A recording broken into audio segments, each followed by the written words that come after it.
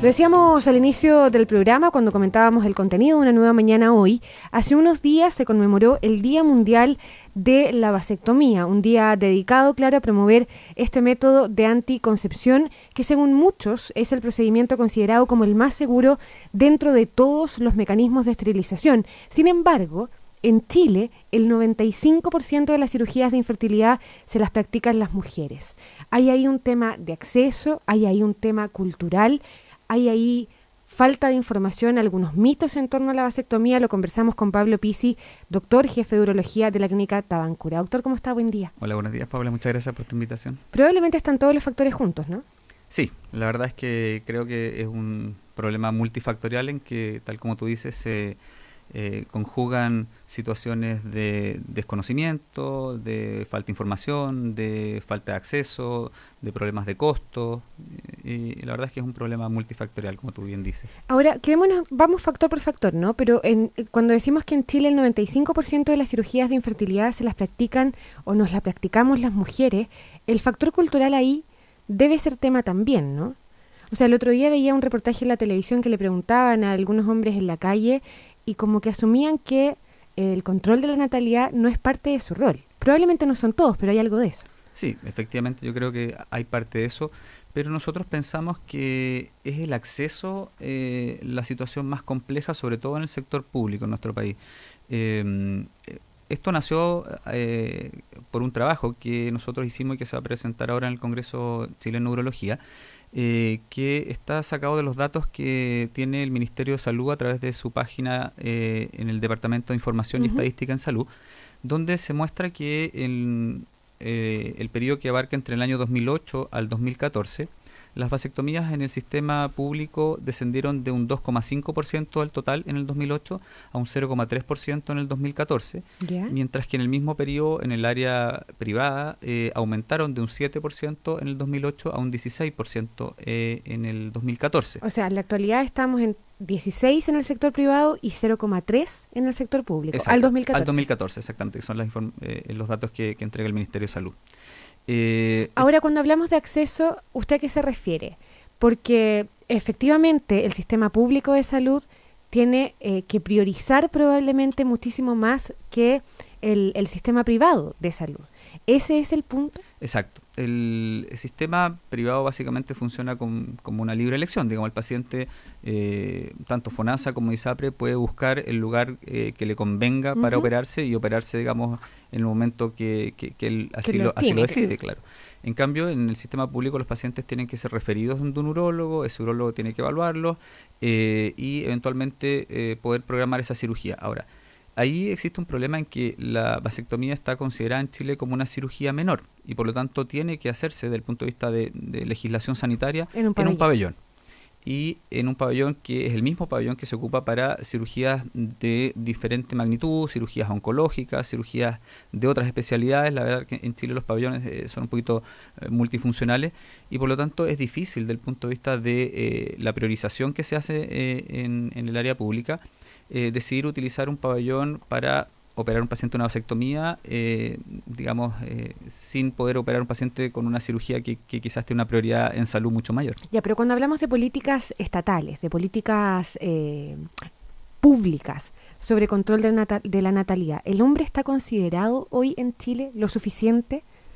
Porque digo, las mujeres están los dispositivos de los consultorios, la entrega de pastillas, los preservativos. ¿El hombre está considerado dentro de esos planes de control de natalidad? A ver, está considerado a lo menos en el papel, en el sentido que la ley es explícita en decir que tanto hombres como mujeres deben tener un real acceso a todos los métodos de control de la natalidad que existan, digamos.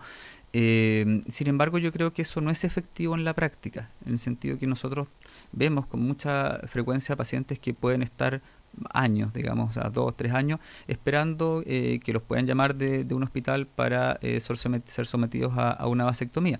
Entonces, si bien es cierto que está en el papel garantizado como esto, derecho, exacto, como derecho, creo que en la práctica esto no se ve mucho y las cifras así lo reflejan. Ya, y en ese 16% que sí se practica esta vasectomía en el sistema privado de salud, que opta por hacerse esa vasectomía y finalmente la efectúa, ¿quiénes son?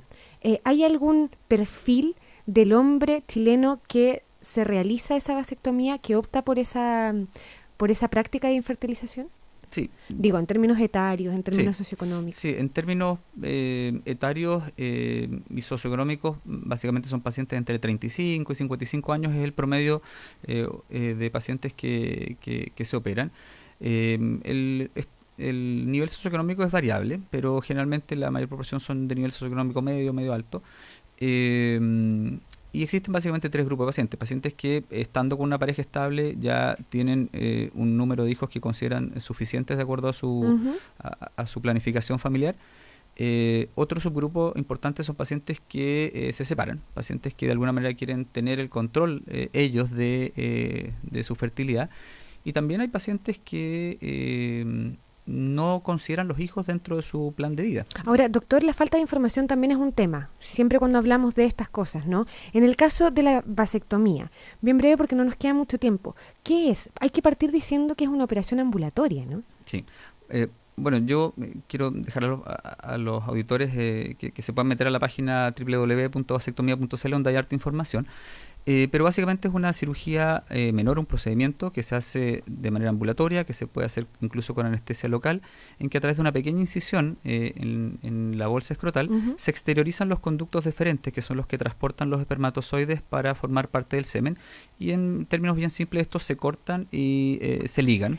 De manera de que ya el semen no va a tener espermatozoide, va a estar compuesto solamente por líquido seminal, que no es fertilizante. Lo que no significa dejar de producir espermatozoides. Exactamente, los espermatozoides se siguen produciendo de manera absolutamente normal y simplemente quedan relegados al conducto que queda conectado al testículo y se reabsorben después de 70 días, que es la vida normal de un espermatozoide. Una de las grandes preguntas, quizás la que más le hacen a usted, quizás la que más hacen en la página, el tema de la impotencia, el tema del desempeño sexual.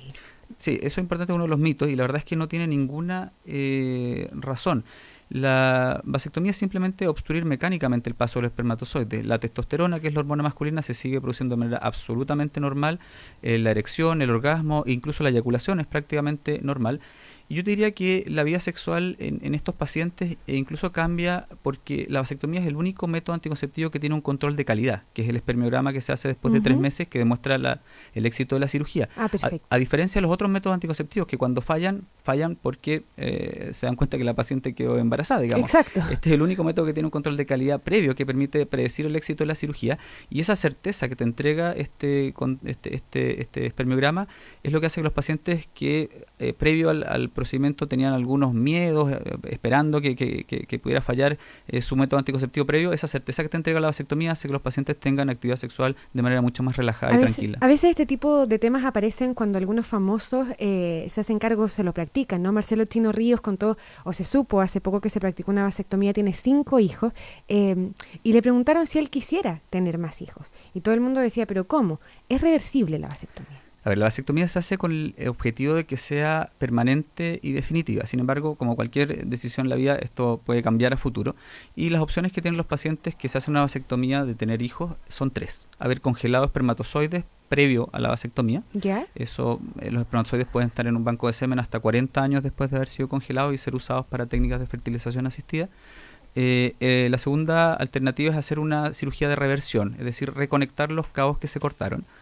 Es una cirugía que cuando se hace dentro de los primeros 5 o 8 años después de la vasectomía tiene un alto índice de efectividad, sobre un 80-85%. O sea, ese es el porcentaje de recanalización, de volver a conectar los conductos. Ya, pero de volver a... La tasa de embarazo un poquito menor. Eso iba a preguntar. Sí, la tasa de embarazo un poquito menor y bordea alrededor del 40%. Sin embargo, el hecho ya de tener semen eyaculado permite ser usado para técnicas de fertilización asistida de baja complejidad, es decir, inseminaciones intrauterinas. Y como última alternativa, es lo que comentaba Marcelo Ríos, es hacer la extracción de espermatozoides directamente desde el testículo para ser usados en alguna técnica in vitro. Esas son las 3 opciones. Esas son las 3 ¿Y opciones. los niveles de efectividad son superiores al 50%? Sí. Las 3. Las 3. La vasectomía en Chile, ya lo decíamos al principio, el 95% de las cirugías de infertilidad nos las practicamos las mujeres, siendo que este es uno de los métodos más seguros dentro de todos los mecanismos de esterilización. Hemos conversado de la vasectomía con el doctor Pablo Pizzi, el jefe de urología de la clínica Tabancura. Doctor, muchas gracias por venir. Muchas gracias a ti, Paula. Que le vaya muy bien. Buen gracias, día. igual a ti. Nos vamos a la pausa y de inmediato seguimos haciendo una nueva mañana en Cooperativa.